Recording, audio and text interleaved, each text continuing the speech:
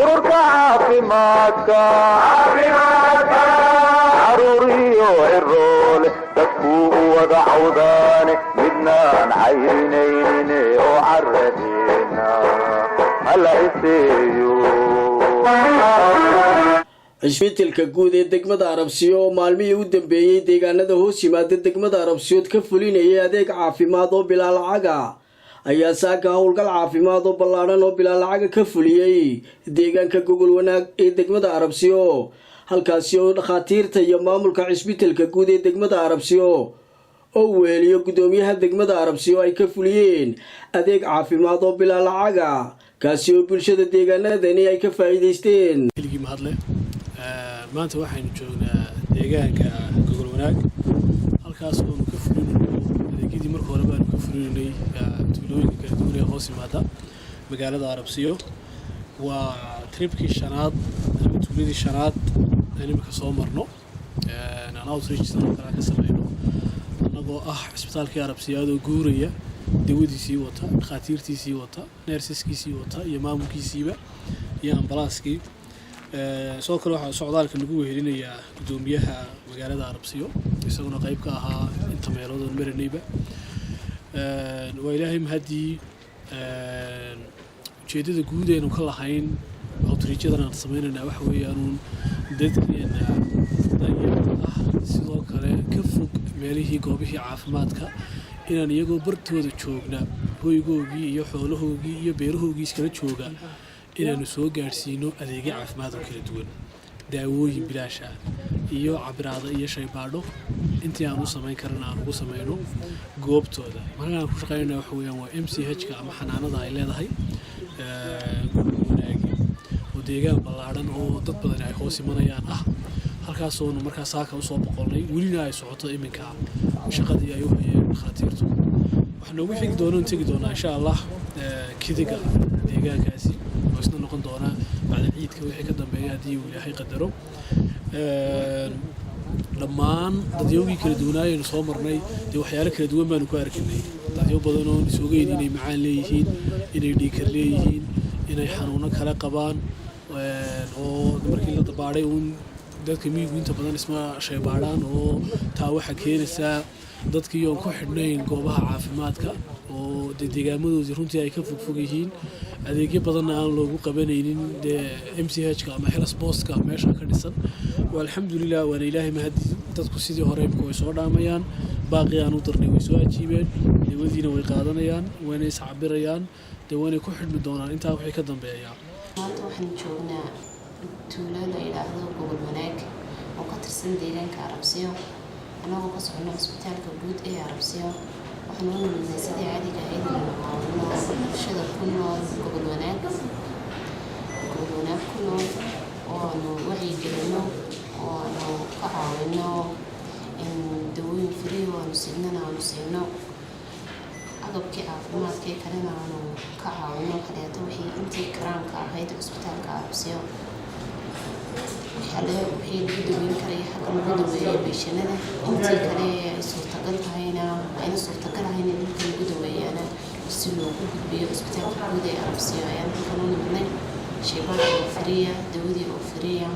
shaybaadka wixii mashiinada u baahnaa intaa ka badnaa waxaa loo wareejinayaa Arabsiyo, cisbitaalka Arabsiyo ee lagu daweyn doonaa.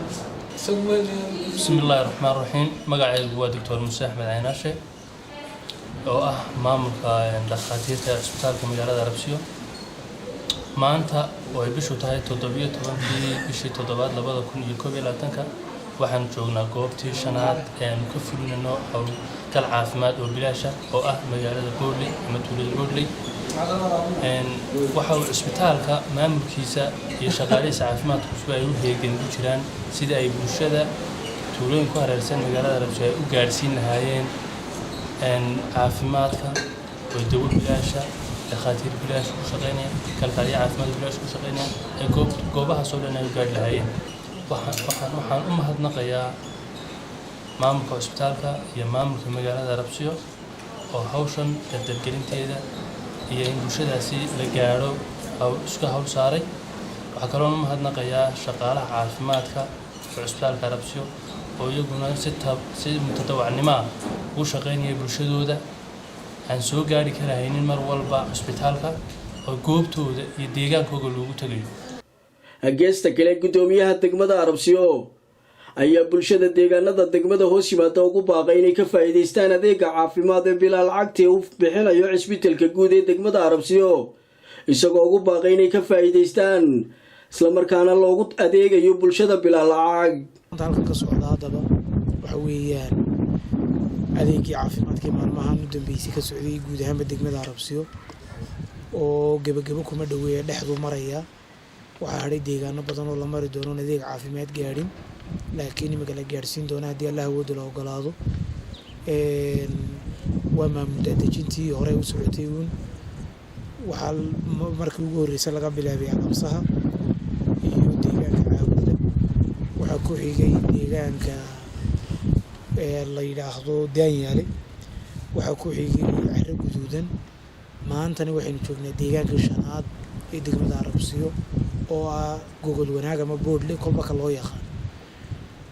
waxaan leeyahay waxa weeyaan laga faa'iideysto dhaqaatiirta joogta iyaguna insha Allah waxay ugu shaqeyn doonaan si mutadawacnimo leh dadweynaha waxa u bixinayaan si adeegaas uu furiyahay ama lacag la'aan qof kasta waxay doonayaan inuu adeeg caafimaad ku gaaro qof kasta waxay doonayaan inuu la xajaalada dawladnimadu gaadho qof kasta waxay doonayaan inay halkeeda ku gaaro wixii la hayay arrimaha bulshada khuseeya. gabagabadii waxaa la hadlay telefishinka Zom News TV oo u mahad celiyay dhaqaatiirta iyo maamulka cisbitaalka mas'uuliyiinta degmada Arabsiyo bulshadii halkaasi lagu dabiibayay oo sheegay inay tahay markii ugu horeysay ee deegaanada niil adeeg caafimaad oo bilaa lacag ah oo sidan u ballaaran laga fuliyo. bishii 7 waxaa si ballaaran deegaanka Buulageed u yimid cisbitaalka guud ee degmada Arabsiyo dhammaan dhaqaatiirtii oo sida dawooyin tayo leh gudoomiyihii degmada waxaan u mahad celinaynaa shaqada ballaaran ee deegaanka u qabanayaan had iyo jeer una heegan wax walba deegaanka ku soo kordha waxay ku abuuraysaa wax noo soo kordhaynay bulshada deegaanka hawshan waru haynin fariintaad gaarsiinaysaa maxay tahay waxaan gaarsiinayaa halkaasi in horumar caafimaad la noo keenay adigoo dareenkaaga guud ka turjumaya sidaad u aragtaa hawshan waxaan u arkaa dee wax annaga noo danaynay tahay waxay abuuraysaa waxtar in noo soo kordhaynay tahay waayo kharash baa lanaga qaadi jiray lacag baa lanaga qaadi jiray dhakhtarhaan tagi jirnay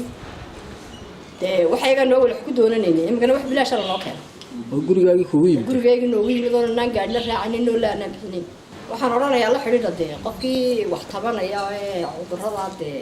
dadka imika waa iska bukaan socod dadka badidiisu qofkii cabanayo dee dhakhtarrada la xidhiidh baan odhanayaa halkaa. Cisbitaalka guud ee degmada Arabsiyo ayaa noqonaya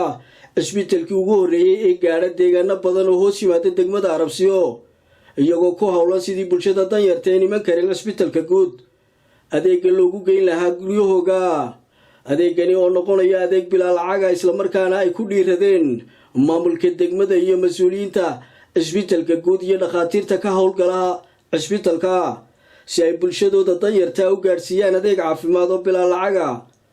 waa Muuse Xuseen Xasan, Som News TV, degmada Arabsiyo ee gobolka Gabiley.